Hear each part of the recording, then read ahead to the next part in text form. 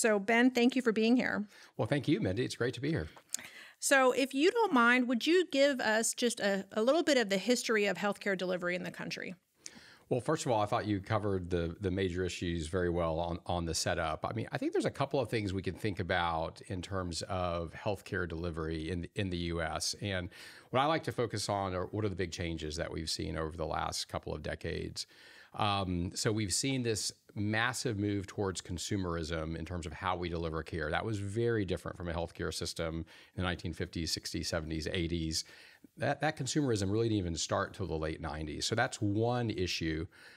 Thinking of people not just as patients, but as consumers, and therefore needing a better experience like they get in other areas of their lives. I think the second thing we can think about is what they call the digitization of the healthcare system. So that's the same thing that a lot of industry sectors have gone through, which is you're moving from a paper-based system to a digital system. And that has a lot of follow-on effects in terms of efficiencies and the ability to transfer information. And really, it also has a lot of follow-on effects to make it more consumer-friendly. I think the third thing that we think about in terms of massive change of how we deliver healthcare is really around the technology and innovation. And so we see things like cancer in some areas becoming more like a chronic disease. And that's, we see diseases that were not treatable before now becoming treatable. And these are because of innovations in the pharmaceutical industry, medical devices, life sciences, and just how we deliver care, just having really better protocols in terms of knowing how to treat patients. So that's kind of the third big force, I would say. I think there's a fourth one that we probably shouldn't forget, and you alluded to that in your intro, which is around sustainability and the overall cost to the system. And that's one that's been a challenge that doesn't seem to be going away. And there's a lot of global data out there about how the U.S. spends more per capita than many other countries, yet some of our outcomes aren't as good. So there's still certainly some more work to be done there as part of our health system. Well, thinking about that per capita spend, how has that, the delivery changed? The compensation has also changed from how healthcare used to be delivered, I would say, pre-1960s. Who's been paying for it, and how is that relationship structured? Well, I think the biggest change, if you went back from the 60s till now, and you kind of take it over the last 40 or 50 years, is that we have moved to what I call a 50-50 system. This is kind of a rough estimate of about 50% of healthcare in the United States is paid for by individuals and companies, so kind of the private sector, if you will. And the remaining 50% is paid for by government. And that also has been a slow change over time. But as we've seen our system when it began, if you went to the 1950s or before, it was pretty much all paid for by individuals. And then, we had Medicare Act and Medicaid, and so we see more being paid for by government. We fast forward to just a decade ago with the ACA being passed and the health insurance exchanges and the expansion of Medicaid. That's when we start to see almost this 50-50 split. So we do have a hybrid system. And in some cases, it's even kind of more complicated than that. If you look at something like the health insurance exchanges, those are private plans, but they're often subsidized by the federal government. If you look even at Medicaid, the delivery of Medicaid now often is done by private plans. So even within how the dollar is being spent is a hybrid between government and the private sector in the U.S. system. So what I'm hearing you say is pre-1960, you as a consumer would then negotiate directly with your doctor as to what are you buying, how are you paying for it, those kinds of things. Whereas now the landscape is so much more complex with what services are being paid for and who's paying for them. And I know while we think about, this is paid by the government, obviously those of us who pay taxes are also paying for that as well. So it's interesting to think about how many different ways this actually is mechanized. Hmm. Well, oh yes, I mean it's there's a lot of flavors. It's Neapolitan, if you will. So I think it gets, I think as you dig into it, it gets even more complicated than that. I mean, we have individuals that have insurance, which are, maybe through their employer, but they're still paying money, out of pocket. We have people who sometimes choose not to use their insurance because they think they can find maybe a better deal paying cash. Sure. So there's really just a myriad of ways that healthcare is being paid for in the U.S. And you're absolutely right; it is complicated, and that is one of the challenges I think for consumers in terms of how they're viewing what they even owe and how they need to pay. But it also makes it challenging because you then sometimes obfuscate transparency. And so then it becomes sometimes harder to create efficiencies if people don't really know who's paying what. Right. So I know that employers got involved in this. I think it was right after World War II when it was, hey, we don't want to increase wages, so we're going to offer benefits in lieu of wages. I'm not sure how many people think of these things as benefits now versus entitlements, but how do employers feel about being in the mix of all of that? Well, they are in the mix of all of that, right? And so I think from an employer perspective, first of all, I would like to say, look, there's a lot of different employer perspectives. It's not monolithic at all, but the majority of large employers in the United States, I mean, the overwhelming majority of large employers are providing insurance to their employees. And so the question is, well, why are they doing that? Well, there's a tax reason for that, right? There's, when you provide certain benefits, those are not taxable as like your wages are. So, there's a tax reason, a financial reason. There's recruitment and retention. And so I think employers have looked over time and seen it is a way to attract talent. And overwhelmingly, when you look at survey data of employees and consumers, I mean, they do look at benefits when they're thinking about jobs. And Sure. So that's important to them. So you got that recruitment retention aspect to it. I think also, and we certainly saw this during the pandemic, I mean, it is, your employer can sometimes be kind of like your family, and who's going to take care of you, who's going to be there for you when things are tough. And so we see some employers wanting to get really involved in their employees' lives in a helpful manner of, we want to keep you healthy, we want to reduce stress, in your life. And so benefits are one way to do that. So how do you, well, and this may be more of a loaded question, but how do you describe the way employers are managing this complexity? I mean, whether they want to or not, I understand what you're saying about the monolithic or not monolithic landscape there, but how are they actually managing this? Well, it takes a lot of resources, and I think that's the challenge. We've seen over the years sometimes, U.S. businesses will talk about, well, I don't really manufacture, car. My biggest expense isn't the manufacturing process; it's my employees' health. Sure. It's a big spend, and so when you talk about the word management, I think we need to start there. That this is the largest, benefit spend they're going to have is in the healthcare world. So that's one aspect to it. I think the other is it does take a lot of resources, and so we see, the HR leaders, the benefit leaders. I mean, they have teams of people to help do this, and often they're hiring, consultants and other third parties to help them, as well. But there's a wide continuum. And I would say as you move into the medium and smaller size employers, you see more and more they're going to have to rely on an insurer, insurance carrier, a third party administrator, a benefit consultant, again, a myriad of helpers to really guide them through that because they don't have the resources themselves. Now, it's the opposite when you get to the very, very large jumbo employers. They are the ones that have the resources sometimes to, have a lot of innovation, try to conduct new ideas in terms of benefits. And they have people that can look at the data and, pilot different types of benefits and things like that. So definitely not monolithic, but they're all involved either through the financial tie-in, their own infrastructure, their own employees, their benefit leaders having to be very involved in this.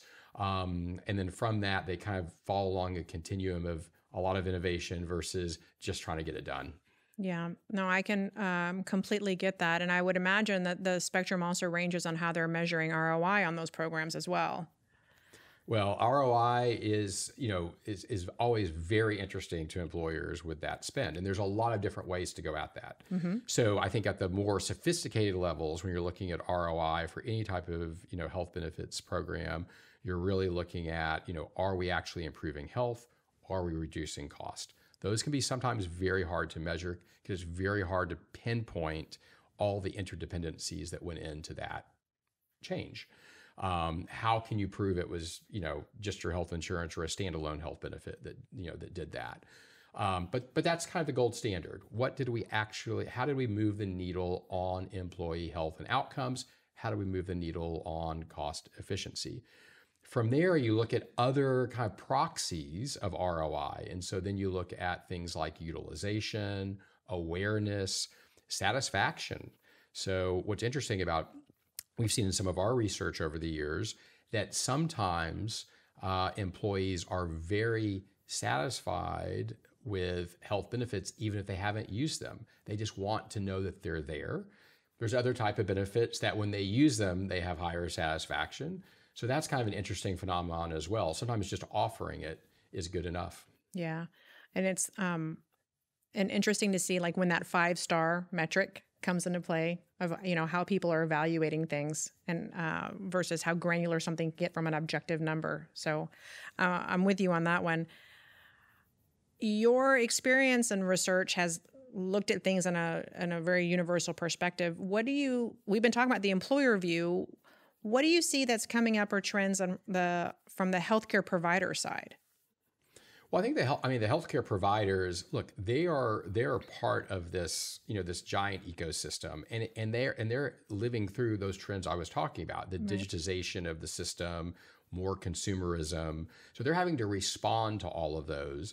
Now, over the last couple of years, they've actually had a whole nother thing to deal with. So, the pandemic itself, they had a year, essentially almost a year, where a lot of services were very hard to access. They had, challenges with, keeping their own staff up and running because they're dealing with the pandemic. Huge amounts of costs, huge amounts of learning were going on. But if you step aside from that for a moment, again, they're going back to those main macro issues. They're dealing with affordability and limited resources. They're dealing with how can they create a better consumer experience for a very complicated system and create efficiencies there. The story is not completely written yet with how technology is going to affect it all. In fact, every time we kind of get one technology figured out, like so all the things we can do on a smartphone with scheduling or getting your test results back, well, now we're faced with other areas of technology. So how are things like artificial intelligence going to play into things like reading, radiology reports and things like that? So there's always going to be a technology question that the health system itself is going to have to deal with. But a lot of times it's positive. It is creating more efficiencies and things of that nature. Well, I know there's been a lot of headlines about non-traditional healthcare providers and new entrants and disruptors. Names like Amazon and Walmart come right up to the forefront. What do you think about those entrants, those trends? Well, I think we shouldn't be surprised that new entrants are coming into the healthcare system because they see gaps, and they see gaps in all the areas that we've been talking about. So if you're sitting there as a company and you're thinking to yourself, my own employees are very frustrated by their experience. Boy, would it be great if they could, schedule online. Well, a company is going to start that comes maybe more from the technology side that's going to do that. And we've seen that. And so, I think that the kind of the traditional healthcare system, they know that there's gaps there, and they have to make a decision on, are we going to change and fill some of those gaps, or is someone from the outside gonna come in and fill those gaps? Perfect example we've seen over the years. So, retail pharmacies, getting into primary care, one on kind of every block in the United States. That happened obviously the last 10 or 15 years. But as a response to that, we saw more physician offices having weekend hours, after hours in the evening. It's a response to, again, what was once a new entrant coming in and saying, we need to provide more, just more hours for people to make it easier to see us. I think you see the same thing on the technology side. You see the same thing on like the delivery side of how many things that we can get at home that are coming into the home. I think these are very natural reactions, and they're going to be a part of our system going forward. Well, you mentioned just a minute ago, as an employer looking at what do my employees need, what other trends are you seeing in the benefit space that employers are starting to deploy? Well, I think the big one right now, and again, you mentioned it on your intro, is around mental health. And so, our research is showing upwards of 40% of employees, and the surveys we're running are saying either they or someone in their household has a diagnosed mental health condition. That's a huge number. Huge numbers. And so employers are feeling that, and they're trying to deploy things to help with that. The challenge is we have this pretty severe mental health clinician shortage in the United States. And I probably won't get the exact number right, but I think it's around we're short about 8,000 mental health professionals, according to the BLS, the federal agency, the Bureau of Labor Statistics. So we have this big shortage in terms of the clinicians themselves. We have this incredible need. We've got a gap. Some of that gap is trying to be bridged by the use of technology. So we saw that big movement during the pandemic of moving from in-person visits to virtual health, telehealth visits. Sure. You can create some efficiencies over that, right? Because instead of having, 10 visits in a day in person and going from room to room, now a clinician can maybe have potentially 12 visits a day because it's virtual, and so it's just a little bit more efficient. So employers are looking at, one of the big things are these standalone mental health benefits. So they're working with individual companies that's focused just on mental health. They typically have a technology aspect of it, maybe an app.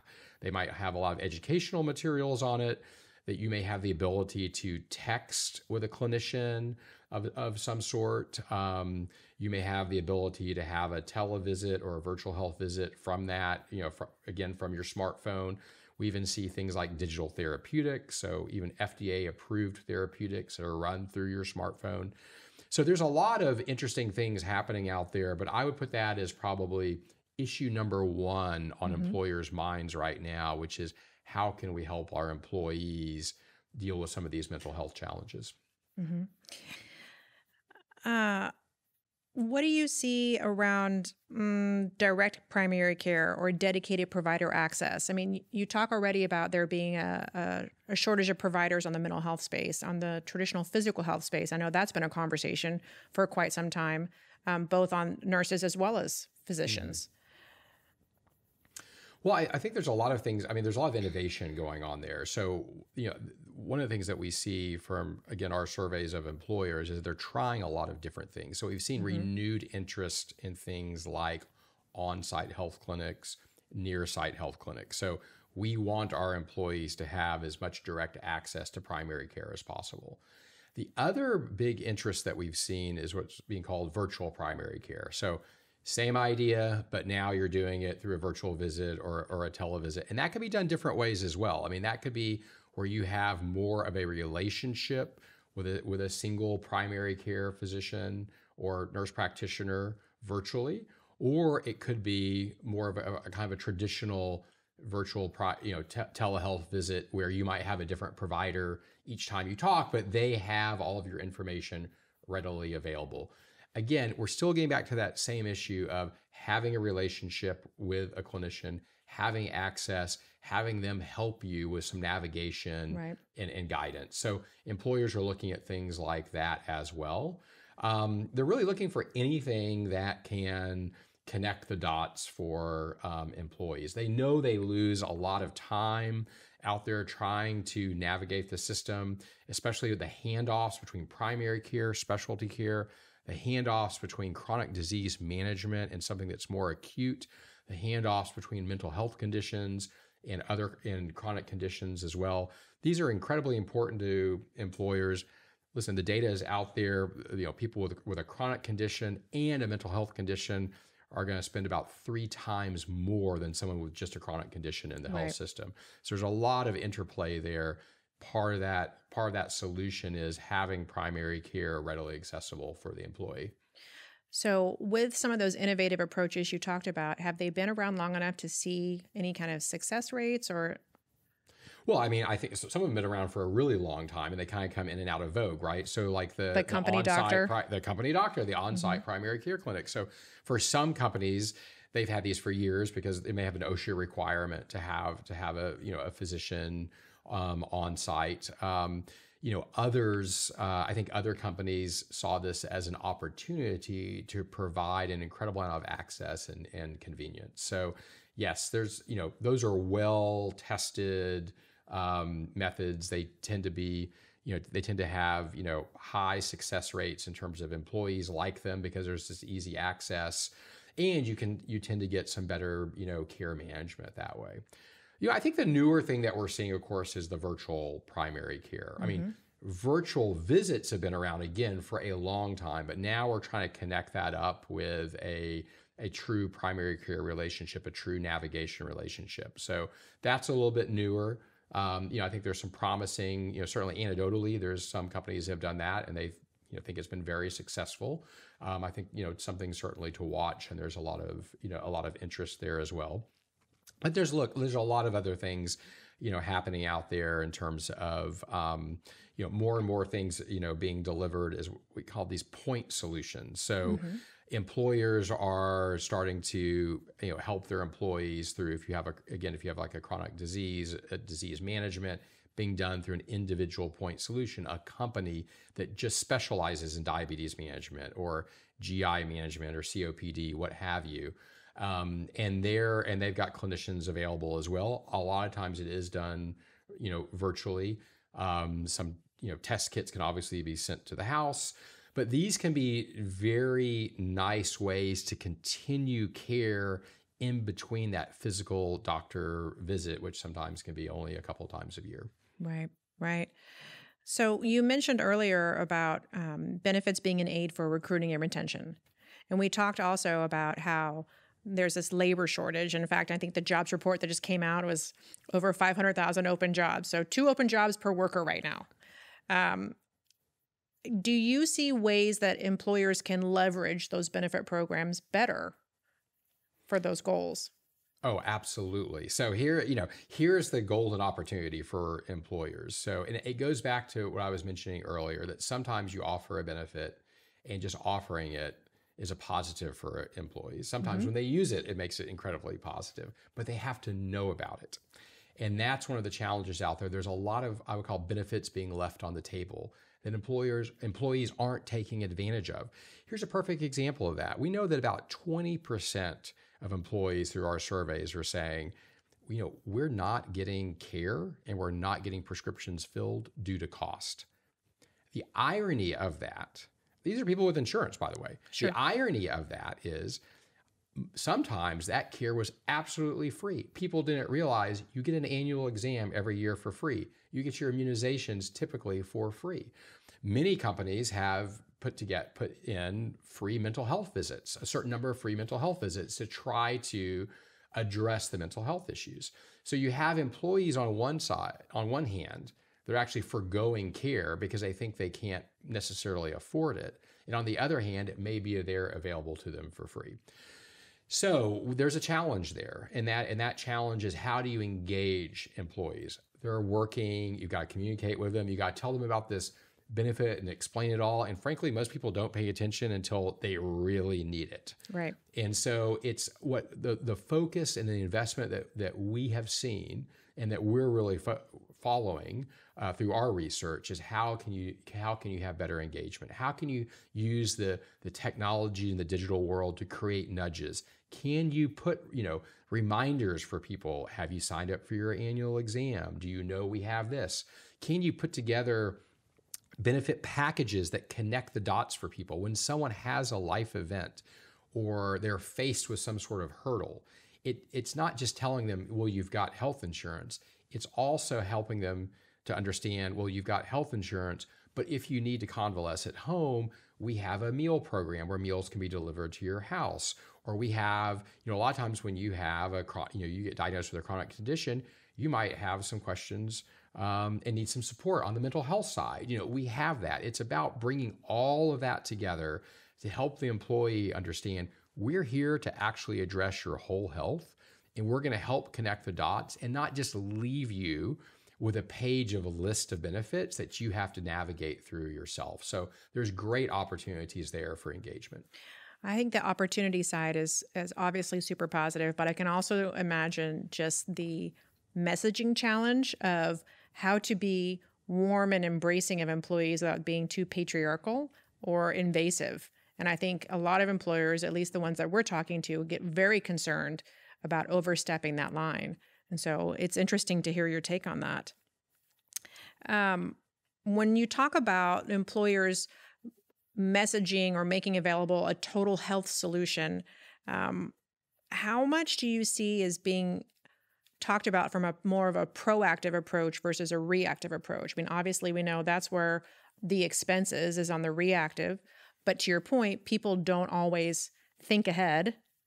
So how are employers dealing with any of that, or do you see that at all? Well, I think from our research, we try to look at what's happening on the innovation side, and for employers there, the big focus is on risk stratification.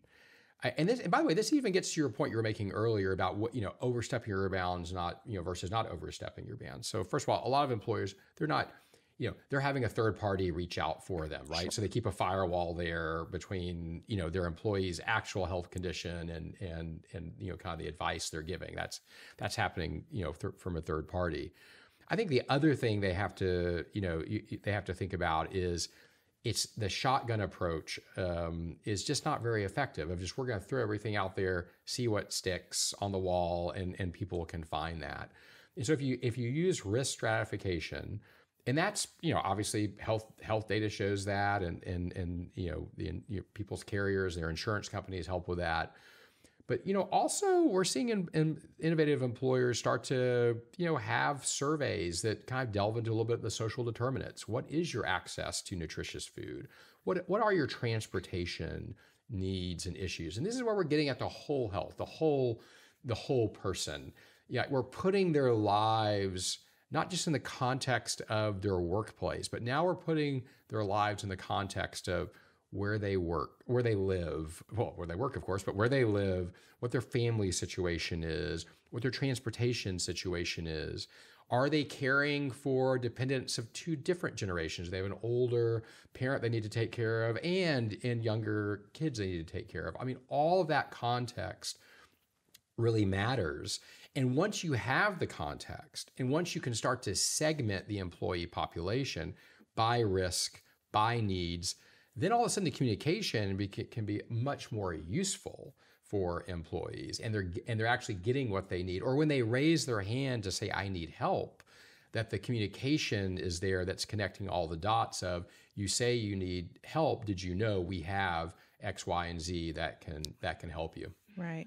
On this total health issue, what do you think, with respect to the provider shortage, what do you think is a reasonable expectation of, if we're able to raise individual awareness and employer awareness on health as a whole, on preventative as a whole, being aware of, like you talk about the social determinants of health, et cetera, how much do you think we can deal with this shortage? Do you think that if we are a more engaged user, that we currently have enough infrastructure, or do you still think there's going to be a shortage regardless? Of clinicians, sure.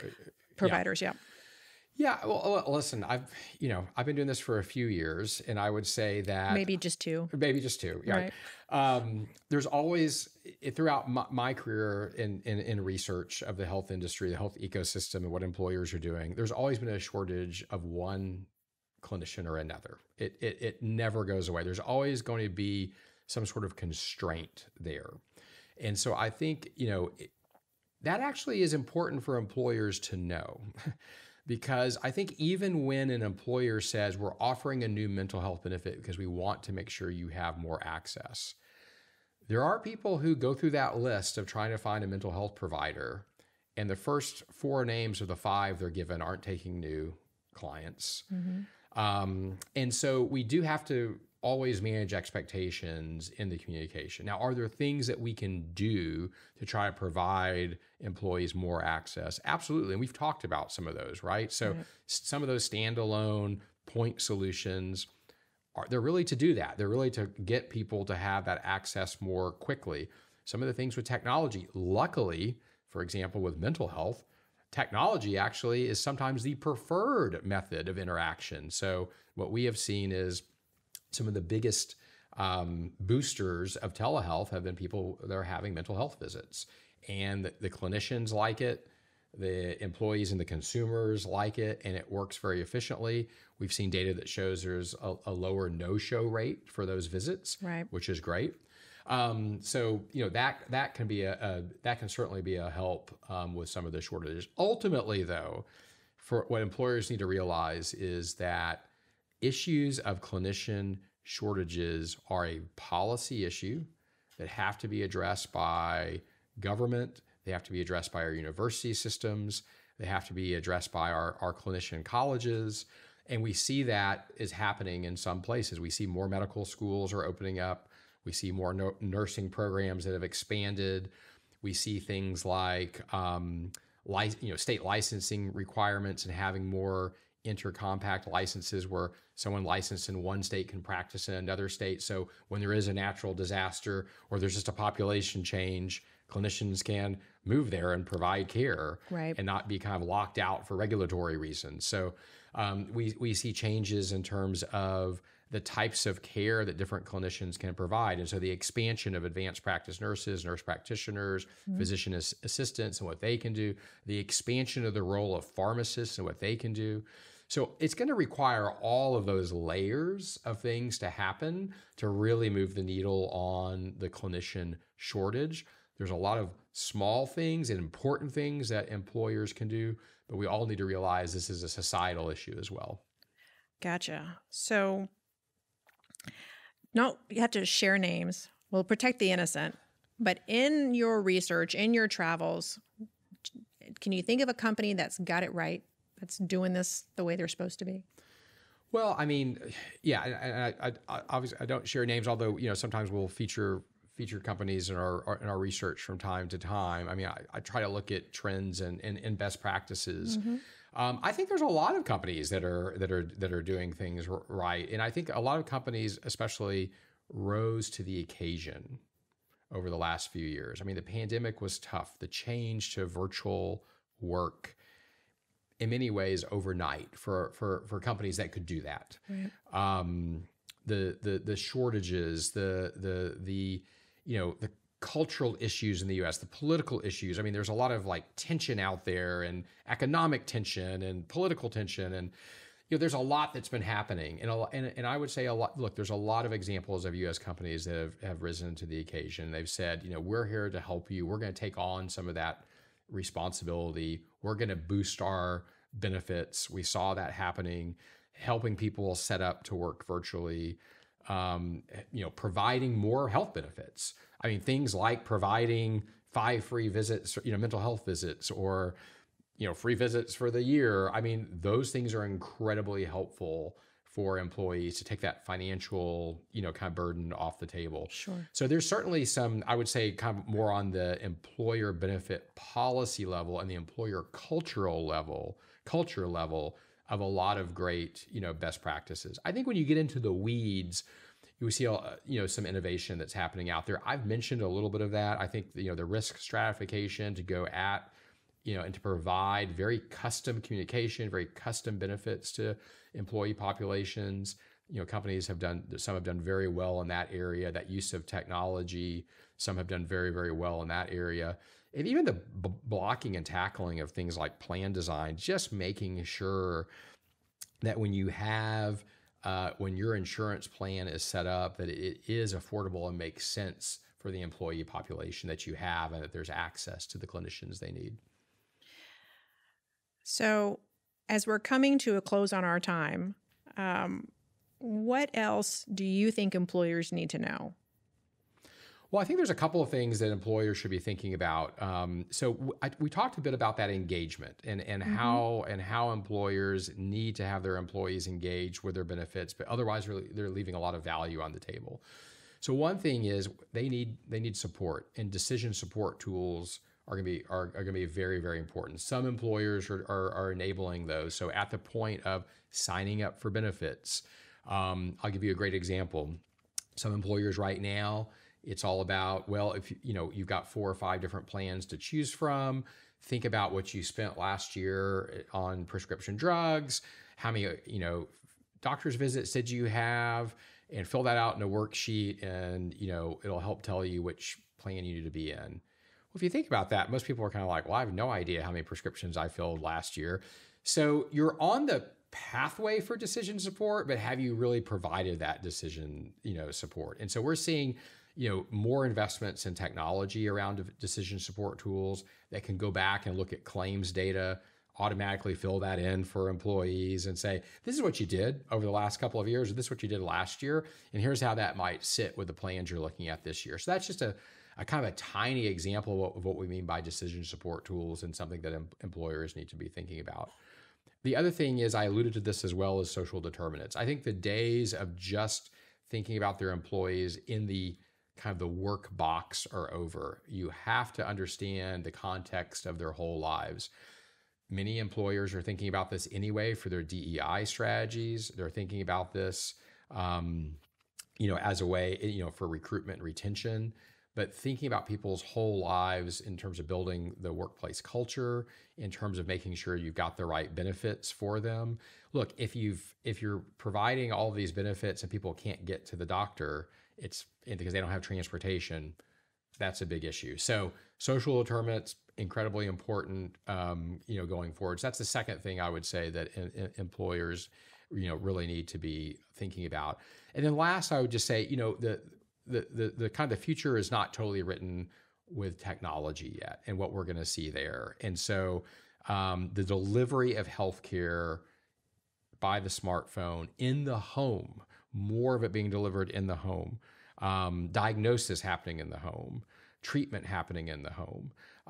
That's going to be another big play that I think employers need to be thinking about as they go forward. Yeah, I am totally with you on the frontier of healthcare. And for anybody who's listening, who's got teenagers or college-age kids at home, hi, we need more smart folks in healthcare. Please consider that for a career choice. I'll just plug that right now.